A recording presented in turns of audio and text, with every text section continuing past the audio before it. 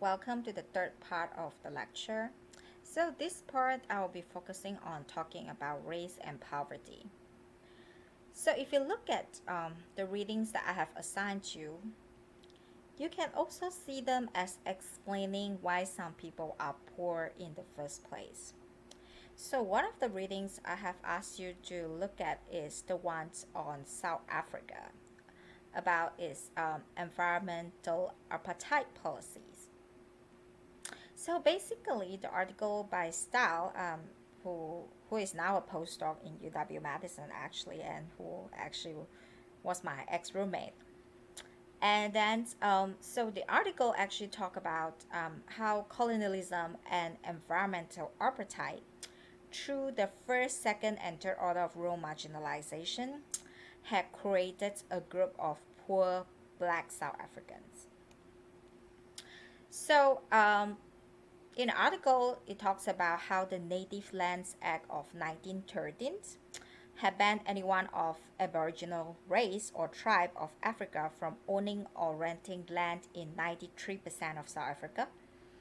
And the remaining 7% was generally land too degraded with very little productivity.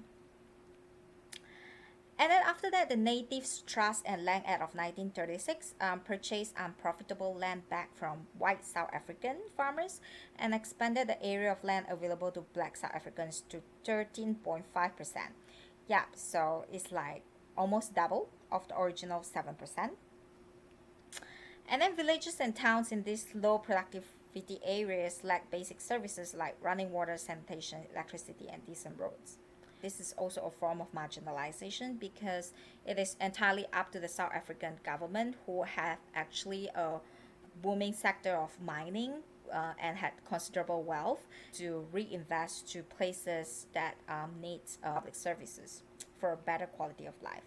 So through these three order of rural marginalizations, the Black Africans have been deprived of their basic needs. Remember, in the Brundtland Report in 1992, the discussion on sustainable development actually mentioned the poor being the culprit of environmental degradation. So this case actually make us reflect on the question: is it the poor who degrades the environment, or the degraded environment was given to the poor in the first place?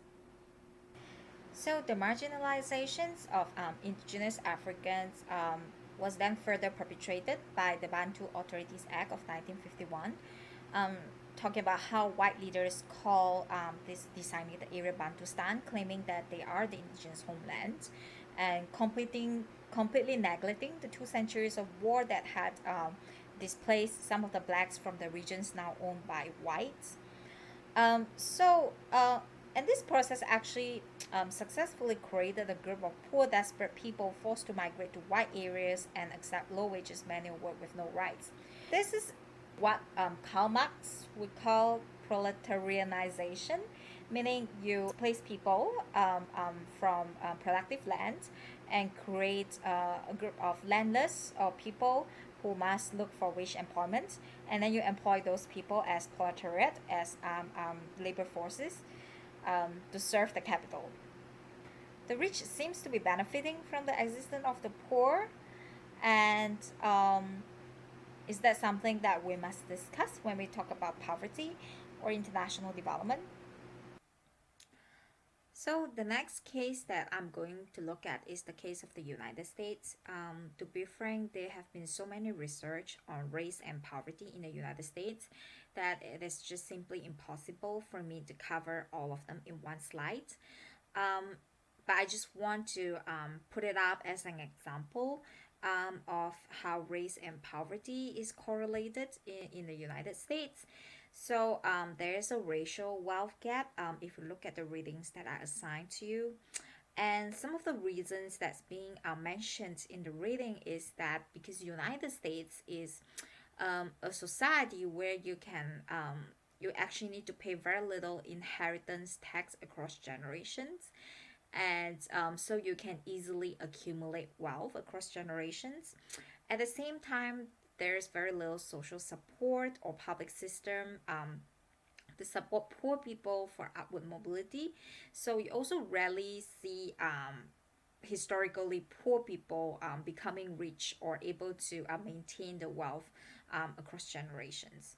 So, and as we know, historically, African Americans have been brought to the United States for slavery. So, um, they didn't have anything to begin with, right? And also, after they were free from slavery and started to work on their own lands, accruing their own properties, they faced violence by some of the hostile white settlers at the time, this allowing them to accumulate more wealth or to gain more power.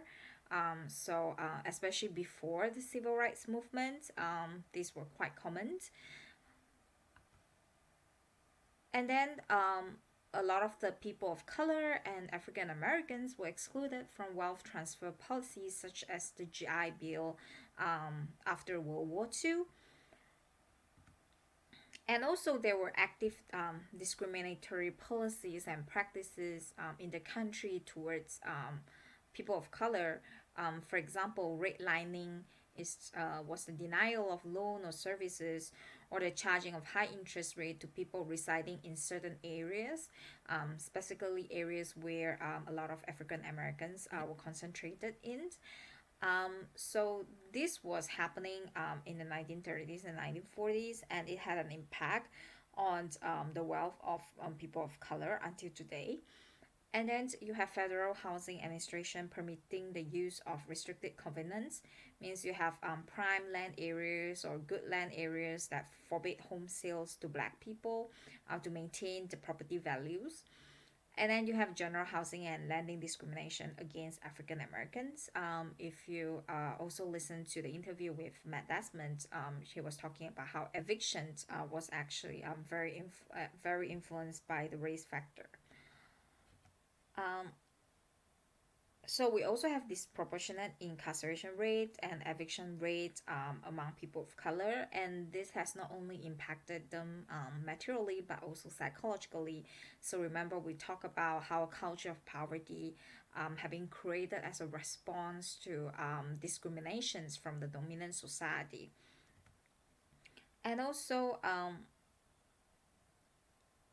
the article mentioned that it cannot be explained away. The racial wealth gap cannot be explained away by differences in education attainment, because a black person will actually pay more attention to their education and put more resources in it compared to a white person with similar resources. So they have been paying a lot of attention to education, but that doesn't close the racial wealth gap. So, in one of your class reading, I have requested you to actually an interview with Matt Desmond, the author of Evicted. So, this book provided a fascinating insights on how people are being evicted. If you pay attention to news in the U.S., you can see that police brutality have been a contested issue, causing the death of quite many of them, unnecessary death. So this is one of the cases where people get really angry, where one more victim died in the hands of police. And so there have been protests in the city of Minneapolis for a few days. So I acknowledge that it is impossible to exhaust our discussion about race in the United States or in societies like South Africa. But I want to bring you back to the bigger picture and the bigger discussion that social positions matter. And these social positions can differ in different places. Remember, I was saying that social positions refer to how certain identities have specific relationship to the wider society with a specific ideology or history, right? So in some places it might be race, in some other places it might be other identities that matter more, such as caste in South Asia. In many parts of South Asia, caste has different extent of influence on a person's experience, including the opportunities and discrimination faced in life. And then we also have religion in places where there are religious conflict. For example, in Myanmar, we have the Rohingya Muslim refugees, which who have been persecuted for in the recent years, and a lot of them have fled to Bangladesh.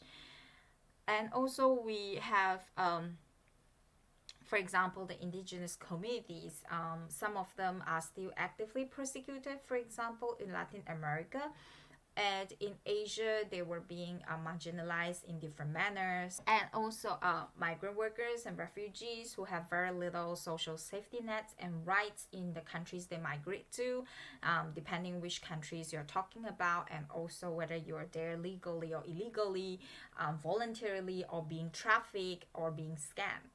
And then we have also differential treatment towards people of different class and also different education level. For example, my own experience is in the country is that as a person who is educated and a foreigner, when I go to the police station, I was paid extra attention.